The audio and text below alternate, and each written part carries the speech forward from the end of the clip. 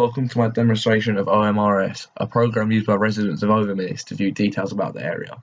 I will demonstrate my first success criterion, which is that the program can provide a login screen or visitor button upon launch. This criterion is being met by having data entry points here for the username and password, a login button for users, and a visitor button for non-members. My second success criterion, which is that the program can check to see if login credentials are correct, is demonstrated here.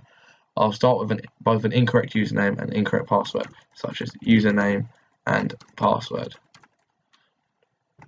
As you can see, I'm given an error message. Next, I'll use an incorrect username and a correct password, such as password1. Again, an error message. Thirdly, I'll use a correct username, such as house number 1, and an incorrect password, such as password. Again, I'm greeted with an error message.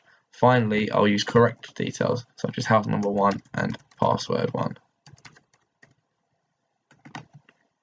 Here I'm given access.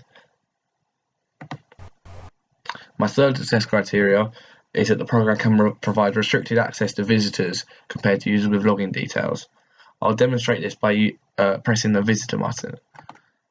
As you can see, I'm given only 3 options at the top rather than 4. I'll also demonstrate that visitor mode remains once going into other windows.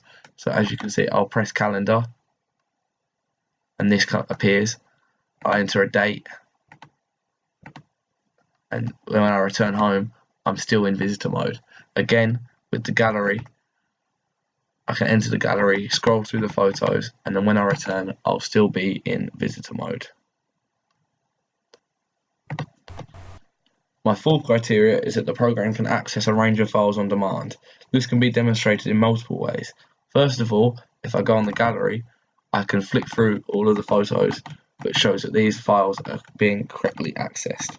Second of all, I can demonstrate this by going into the minutes version and loading different minutes into the program when they load.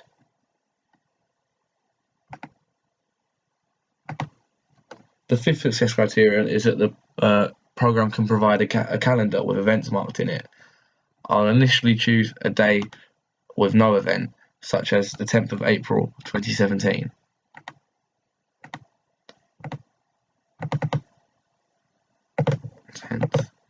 As you can see, it says that there was no event, as well as giving me the most recent event on the 6th of December, which was the winter meeting. Next, I'll go back into the calendar and use a date where there was an event, such as the 5th of November 2017.